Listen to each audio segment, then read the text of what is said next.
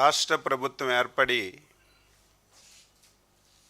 రేపు 12వ తారీఖుకి 2 సంవత్సరాలు పూర్తి కావస్తుంది. మేము అధికారం చేపట్టే సమయానికి ఆంధ్రప్రదేశ్ యొక్క పరిస్థితి నాకంటే విఘ్నులైనటువంటి ప్రజలకి మీ అందరికీ కూడా స్పష్టంగా తెలిసినటువంటి విషయం. స్వతంత్ర భారతదేశంలో ఆంధ్రప్రదేశ్ రాష్ట్రం ఏర్పడిన తర్వాత ఎంతోమంది ప్రభుత్వాలు ఏర్పాటు చేశారు, ఎంతోమంది ముఖ్యమంత్రులు పరిపాలన చేశారు. కానీ 2019-24 ఆంధ్ర రాష్ట్రంలో జరిగినటువంటి పరిస్థితులు ఒక్కసారి గమనంలోకి తీసుకుంటే రాష్ట్రాన్ని పూర్తిగా చిన్నాభిన్నం చేశారు. వ్యవస్థలన్నింటినీ పూర్తిగా భ్రష్టు పెట్టారు. రాష్ట్రంలో ఏ వర్గాన్ని చూసినా, ఏ కులాన్ని చూసినా ఏ ఒక్కరిని విడిచిపెట్టకుండా దమనకాండ చేసిన విషయం కూడా మనం ప్రత్యక్షంగా చూసినటువంటి సాక్షులం. ఇటువంటి పరిస్థితిలో ప్రజలందరూ కూడా అచంచలమైనటువంటి విశ్వాసం, నమ్మకంతో చంద్రబాబు నాయకత్వంలో ఎన్డీఏ పార్టీకి అధికారాన్ని ఇచ్చారు. ఇక్కడే ట్విస్ట్ ఏంటంటే, ఎన్డీఏ ప్రభుత్వం అధికారంలోకి వచ్చింది, చంద్రబాబు నాయుడు గారు ముఖ్యమంత్రి అయ్యారు. నా పరిపాలనలో ఈ రాష్ట్రాన్ని పూర్తిగా భ్రష్టు పట్టించాను.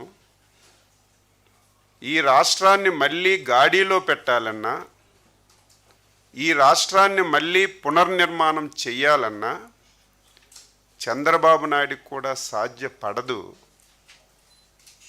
చంద్రబాబు నాయుడు అధికారం చేపట్టినా ప్రజల్లో విశ్వాసం పొందలేరని చెప్పి గతంలో పరిపాలించినటువంటి ముఖ్యమంత్రి గారు అనుకున్నారు.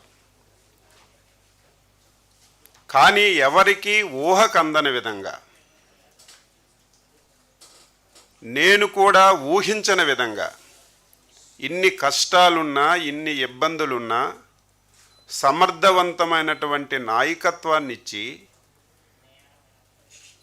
కేంద్ర ప్రభుత్వం మోడీ గారి సహాయ సహకారాలు తీసుకొని 5 సంవత్సరాల్లో ఈ రాష్ట్రంపై ఉన్నటువంటి నమ్మకాన్ని పోగొట్టారు. మళ్ళీ నమ్మకాన్ని తీసుకొచ్చి ఈ రాష్ట్రాన్ని ఒక గాడిలో పెట్టిన విషయం మనందరికీ తెలుసు. దానికి సాక్ష్యం మనకు వస్తున్నటువంటి పరిశ్రమలు, మన రాష్ట్రంలో జరుగుతున్నటువంటి అభివృద్ధి, సంక్షేమం అని చెప్పి తెలియజేస్తున్నాను. ఈ సందర్భంలో యాజ్ యూజువల్గా 2 మాసాలకో 3 మాసాలకో ఒకసారి రావటం, తాడేపల్లి ప్యాలెస్లో ప్రెస్ మీట్ పెట్టడం ఆనవాయితీగా జరుగుతుంది. నిన్న కూడా గొడ్డల పార్టీ అధ్యక్షుడు పాత్రికేయుల సమావేశాన్ని పెట్టారు. దాదాపుగా 2 గంటల 35 నిమిషాలు పెట్టాడు. మొదటి అక్షరం నుంచి చివరి అక్షరం వరకు మొత్తం నేను అబ్జర్వ్ చేశాను. ఏమి మాట్లాడుతున్నాడు అని చెప్పి ఆయన 2 సంవత్సరాల్లో ఎన్డీఏ ప్రభుత్వం చేసినటువంటి అభివృద్ధి పైన కానీ, ప్రజలకు ఇచ్చినటువంటి హామీలు అమలు పరచలేనటువంటి విషయముల మీద కానీ ఎక్కడ మాట్లాడలేదు. ఎందుకంటే 2 సంవత్సరాల్లో ఊహించని విధంగా అభివృద్ధిని, సంక్షేమాన్ని, పరిశ్రమల్ని ఈ రాష్ట్రానికి తీసుకొచ్చి అభివృద్ధి చేస్తున్నాం కాబట్టి దాని మీద ఎక్కడ కూడా మాట్లాడలేదు. మొత్తం మొదటి అక్షరం నుంచి చివరి అక్షరం వరకు పచ్చి అబద్ధాలు. నేను ఎప్పుడూ చెప్తాను, మళ్ళీ చెప్తున్నాను, ఆ పార్టీ పుట్టికే అబద్ధాల పైన పుట్టినటువంటి పార్టీ. ఫ్రస్ట్రేషన్కి లోనయ్యాడు. చెప్పడానికి ఏదీ లేక చంద్రబాబు నాయుడు గారి మీద వ్యక్తిగత దోషంలో తీసుకెళ్లే కార్యక్రమాన్ని శ్రీకారం చుట్టాడు. అది కూడా గుండెపోటుతో చచ్చిపోతారని, ఇదే చివరి ఎన్నికలని. ఒకసారి నువ్వు తెలుసుకో, చంద్రబాబు నాయుడు గారు 76 సంవత్సరాల ఏజ్లో 26 సంవత్సరాల కుర్రవాడిలాగా పనిచేసి ఈ రాష్ట్రానికి, ఒక దేశానికి ఒక రోల్ మోడల్గా పనిచేస్తున్నటువంటి వ్యక్తిని కనీసం ఒంగోని కొబ్బరికాయ కొట్టలేనటువంటి నువ్వు అటువంటి విమర్శలు చేస్తుంటే ఆశ్చర్యం కలుగుతుందని చెప్పి తెలియజేస్తున్నా. దీనికి తోడు నేను ఒక బాధితుడిని. నా కుటుంబంలో అందరూ చనిపోయారు. మా తాత చనిపోయాడు, నా తండ్రి చనిపోయాడు, నా బాబాయి చనిపోయాడు. అన్నింటికీ కారణం చంద్రబాబు నాయుడు గారని చెప్పి నిస్సిగ్గుగా మాట్లాడాడు. ఆయన మాట్లాడినటువంటి ప్రతి మాట ఆయన్ని అన్వహించుకొని వాళ్ళు కుటుంబాలు చేసినటువంటి వ్యవహారాలు, ఆయన చేసిన వ్యవహారాలు, ఆయన చేస్తున్న వ్యవహారాలు ఒకసారి గుర్తు చేశాడు. కానీ అది చంద్రబాబు నాయుడు గారే చేస్తున్నట్టుగా బయటికి వ్యక్తపరిచాడు. ఈ సందర్భంలో ఒక వ్యక్తిని నేను గుర్తు తెచ్చుకోవాలి. ప్రముఖ డైరెక్టర్ శంకర్ గారు 30 సంవత్సరాల ముందు అపరిచితుడనే ఒక సినిమాని తీశాడు. మీరందరూ చూసుంటారు.